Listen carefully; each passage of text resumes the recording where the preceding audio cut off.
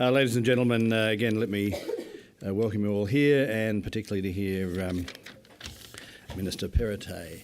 As I said, he's been here before, and since now has become, well, because he's the Minister for Property, which somehow fits in between Finance, Services, and at the end, according to this, Minister for Services and Property, as well as Finance. If you've seen the press over the last little while, there's all sorts of plans for turning this great street of ours here into one of the major precincts, historical, cultural and institutional precincts of Sydney and perhaps the country. Dom was educated at Sydney University, became a solicitor. At university he was involved in student politics, and eventually he was elected in March last year as a state member for Hawkesbury. And he was before that the state member for Castle Hill, and in April last year was appointed as Minister. He's always been fairly outspoken, I must say, and not afraid to put strong views with a really good philosophical and ethical base to them all. So please welcome Dominic Perrottet.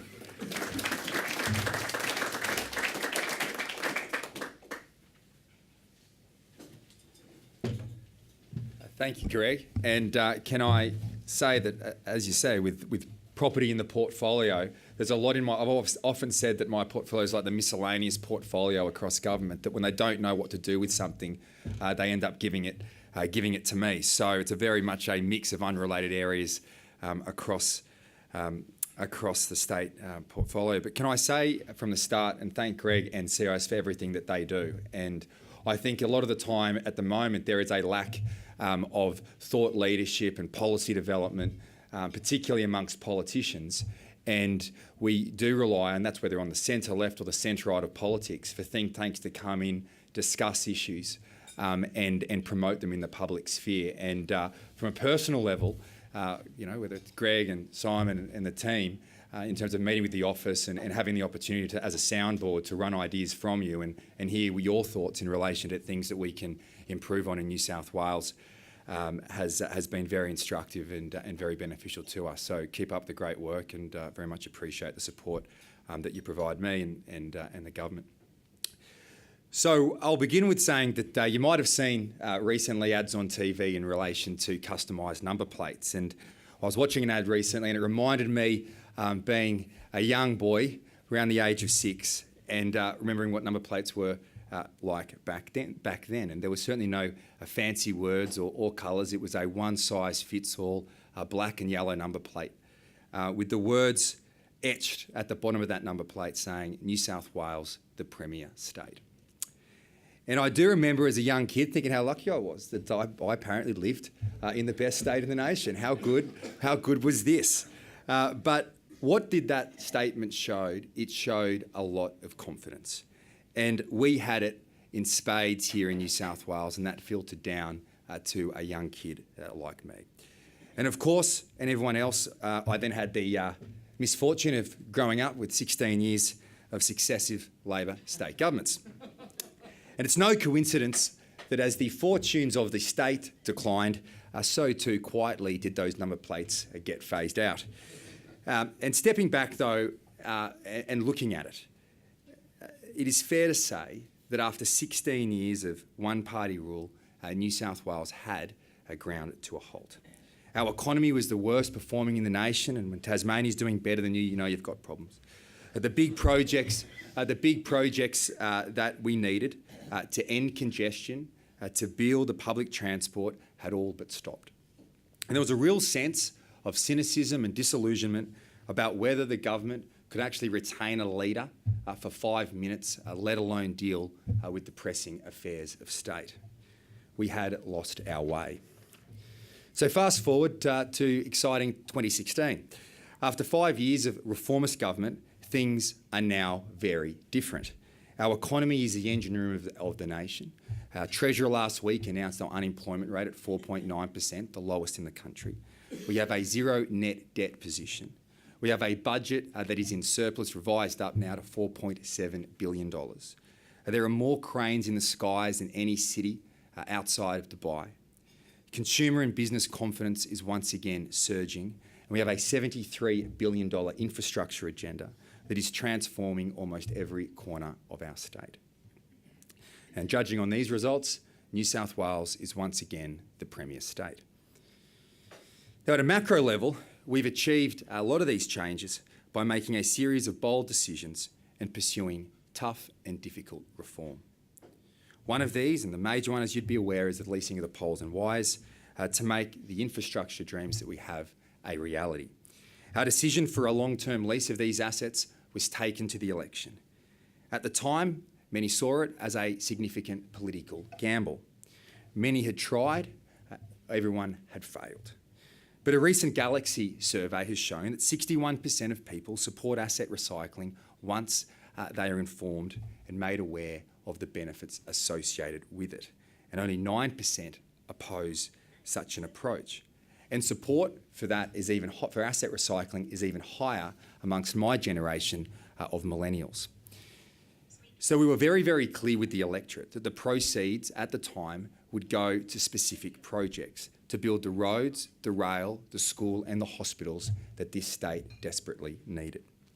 With the lease of Transgrid for $10.3 billion last year and Ausgrid just last week for $16 billion, the gross proceeds currently stand at $26 billion with one asset to come, as Roger knows very well. These reforms are important because a strong economy and a good society are two sides of the same coin. The former without the latter is soulless, and the latter without the former is a cruel mirage. But it is the work inside government that I really want to talk to you about today. And while we've had a lot of wins across the board by thinking big, for the past 2 years, we've pursued a number of reforms in my own patch in the Department of Finance, Services and Innovation. Now, compared to mega departments like health and education, DFSI is relatively small at 6,000 people. But we have pioneered a number of key changes that have seen us fundamentally transform the back office of government. And I believe that the changes that we have made, that those reforms can be served as a template on how modern government should operate. So I'll take you through a few of them. In just a little over 2 years, we've exited our technology business, shutting down Service First and actually engaging IT experts to run our government IT. We've exited our fleet management business, dissolving State Fleet with its 25,000 cars. We've exited our construction business, transitioning New South Wales Public Works to a strategic advisory group. We are exiting the land and property information in conjunction with the Treasurer, but maintaining regulatory control and ownership of the data. We've commercialised the WorkCover bureaucracy into iCare, the largest insurer in the Southern Hemisphere. We've shut down numerous old-style government shop fronts, replacing them with Service New South Wales one-stop shops. We've absorbed the functions of the old Sydney Harbour Foreshore Authority into Property New South Wales. We've reformed our procurement model, which has returned nearly $500 million to the bottom line. We've also applied asset recycling to our property portfolio, including selling $400 million of CBD office blocks to fund new housing supply. We've raised $200 million for new social housing by selling off the old stock at Millers Point. We're hypothecating the proceeds from the Schiffer assets to provide a $200 million facelift for Circular Quay. We're opening up the Regal sandstone buildings that you'd be aware of on Bridge Street by earmarking them as hotels, which will boost the visitor economy. And we've relocated, and in the process of relocating 2,000 bureaucrats to Sydney's West, which represents the biggest decentralisation of public servants out of the CBD in our state's history. So by my calculations, the total sum of these reforms is $750 million in operational savings, over $1 billion in capital savings, and we've recycled over $1 billion of assets. And while every other, at the same time, single department has grown, we will see DFSI's numbers reduce, public service numbers reduce by around 15%. And yet, we are delivering more services, better services in a more agile and efficient way than ever before. This is more than just reform. This has been a deliberate disruption to one government department that has yielded significant results for our citizens. So many of you here in business, and I've heard some stories already today, know firsthand that making change is hard work. Well, I can assure you in government, it's a lot harder. We've learned a number of valuable lessons along the way on how government should function that I would like to share with you today. The first is to relentlessly focus on what we should be doing and get out of everything else. This means we shouldn't be running IT companies. We shouldn't be managing car fleets or operating construction companies. Our core business is service delivery, and that is where we should be focused. There is a growing public awareness that while governments are accountable for services, they are not always in the best place to deliver them. For example, the government provides a ferry service for Sydney commuters, but the actual delivery of that service is run by the private sector. We now have a better service delivered at a lower cost to taxpayers. My view is that if there is a well-developed, mature private sector capability in a mature market that can do it better than we can, then they should. Our role is to provide the best services for our citizens at the best value to them as well. Now, while it makes eminent sense to me that commodity functions of government should be done by others, I'm certainly not a privatisation ideologue. There are certain things for the public good where I believe governments should take a leading role, such as maintaining our shared heritage. One of the small ways we contribute to this in my department is running our own team of stonemasons, and due to the specialist maintenance needs and limited availability of this unique skill. We have recently increased their funding and expanded their program of work to ensure that our precious sandstone buildings can be enjoyed and appreciated for generations to come. There are also certain roles and functions of government that have a social component, where a public service ethos, not a profit motive, must be present. For example, the government has an obligation to provide insurance for those who are injured at work or affected by dust diseases. When the bureaucracy was failing to deliver this in the old workers' compensation scheme, we didn't move to privatisation.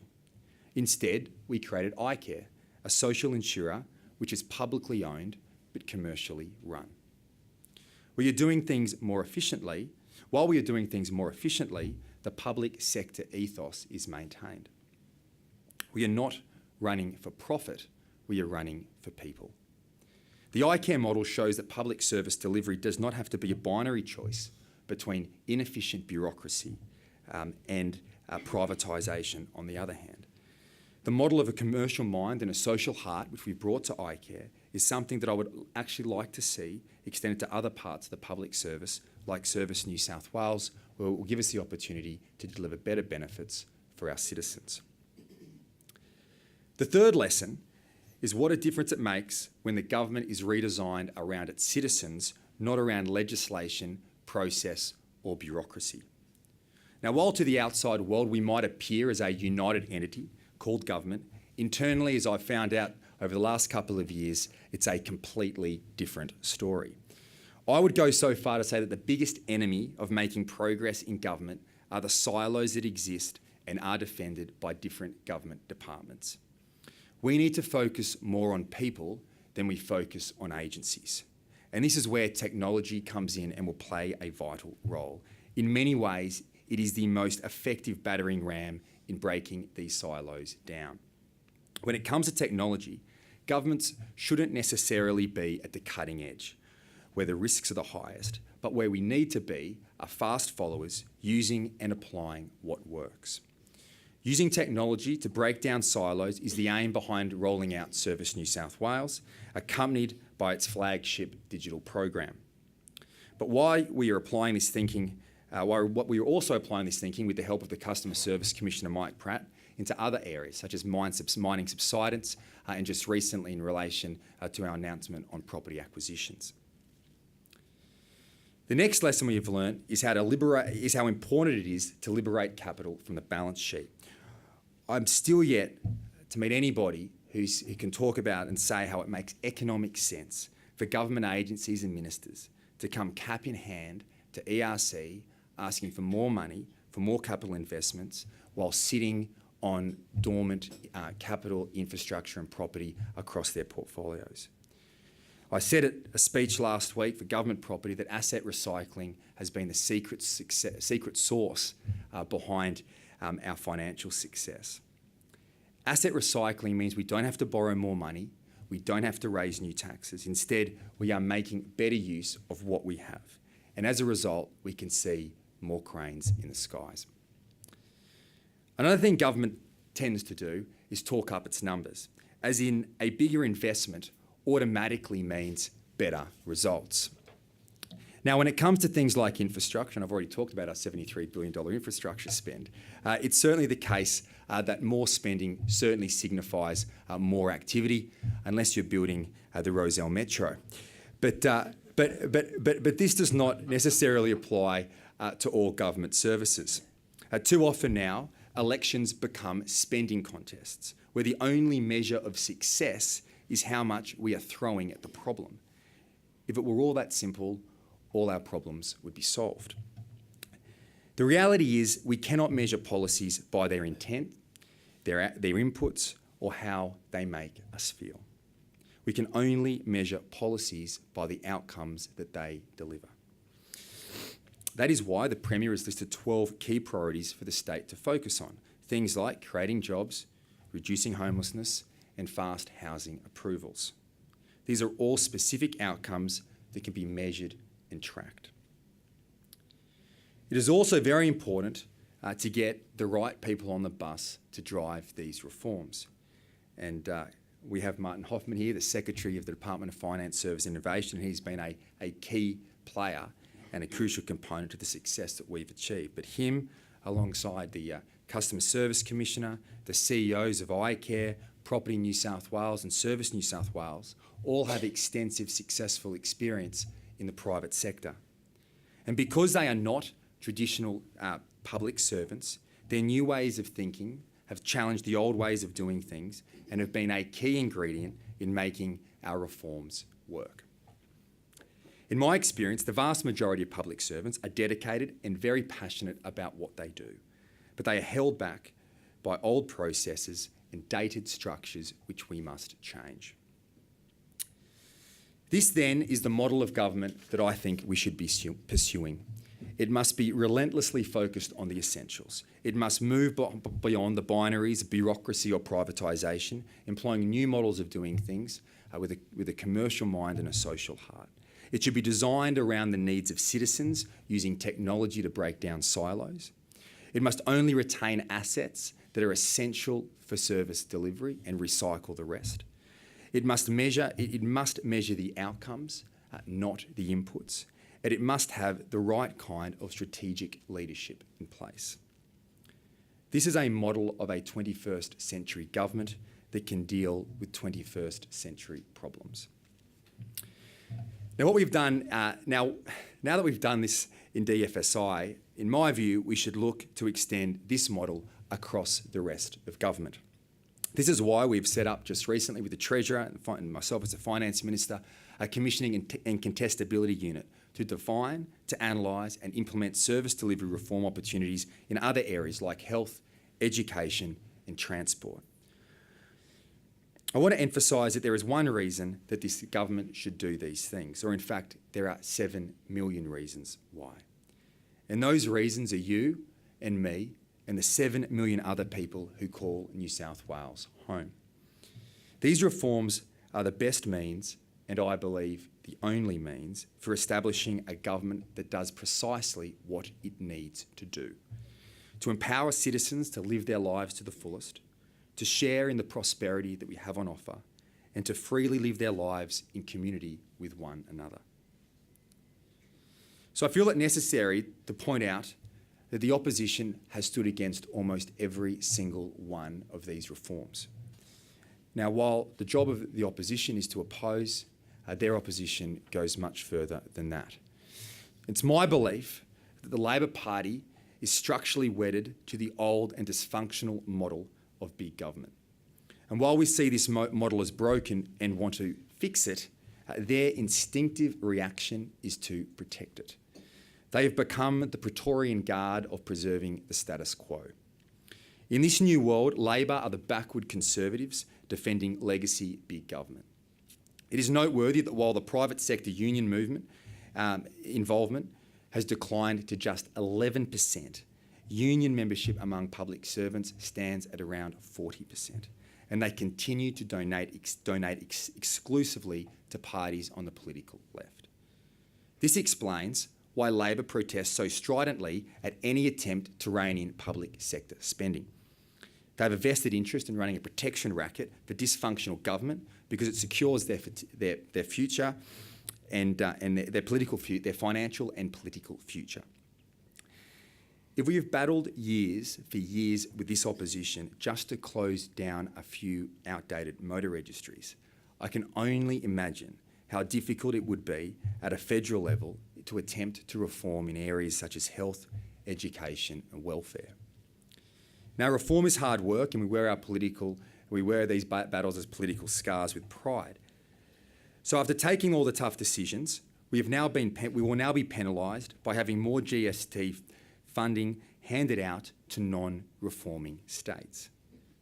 We are building the infrastructure of the future whilst other states across this country are dithering. We are not doing it with our hands out. We are doing it whilst we are making better use of what we have. But while we are taking action, other states are benefiting off the back of our tough reforms. In South Australia, the Labor government has put its ideologically zealotry for green politics above the practicality of actually keeping their lights on. In Queensland, the Labor Premier, who didn't know the rate of the GST, has hired over 10,000 bureaucrats in the last 12 months and allowed unions to use government resources for recruitment work. Meanwhile, in Victoria, currently spending $1 billion to not build a road, Daniel Andrews is rolling out a social engineering program so radical and extreme it makes Joan Kerner look like Margaret Thatcher. So while we claim a mandate to get practical things done, Labor claim a mandate to change the basic social fabric of society, all funded by our tax dollars. As Greg Sheridan put it recently, this is what you get from modern centre-left governments: identity politics, green gestures, economic failure. The current GST carve-up does not reward political reform. Under the principle of horizontal fiscal equalisation, where all citizens can expect to have equal standards of government services, non-reforming states are being rewarded for their inaction. As Judith Sloan has written, the states that receive relative shares greater than 1 are those who have pursued anti-growth policies and have bloated public services. Clearly, the bigger you are, the more ideological you are, the more incompetent you are, the more money you end up getting. This is like a cash for clunkers scheme gone bad, where we actually keep paying for the old clunkers to remain on the road. Now, the federal government does already provide some incentives for the right kinds of reform behaviour. As you know, its asset recycling initiative, which we have taken advantage of, gives states 15% of any asset sale as a bonus payment, as long as that transaction, the proceeds, go into new infrastructure. So why then would we not extend this model into other areas? Should states receive bonuses and incentives for delivering key services against key outcomes? Things like measuring customer satisfaction, which we've been doing with Service New South Wales, maintaining a streamlined public service ratio, or reducing taxation. It is clear that something has to change, since there are not enough incentives for state governments to embark on tough reform at their own political expense. So, ladies and gentlemen, reform is important because the problems that governments are facing are only going to get worse. Despite the best efforts of central bankers, below-trend growth seems here to stay. At the same time that budgets are tightening, demand for services and infrastructure across the state is drastically increasing. Our population is going to grow substantially, 2.1 million more in New South Wales alone, alongside an ageing demographic. Meanwhile, the lessons of Europe show us exactly where big government, high taxation, uncontrolled spending and heavy regulation has led. As I've written before, the generation known as the millennials is coming. And I can tell you that they have no patience for backward models of government that should be consigned to the distant past. These challenges make the reform imperative even more pressing. The journey to a brighter future has to be funded from the actions of today. Reform is not just about making changes, but about creating solutions. And that is what this government actually does. We have been proactive in delivering better services for citizens across the state. And I believe strongly that calls for more funding, more taxes, and more borrowing by government should be treated with an attitude of suspicion. We as a state should be asked, have you reformed inside first? So to end, and paraphrasing my good friends at Greenpeace, state governments must think globally and act locally and make the tough decisions to reform. Thank you.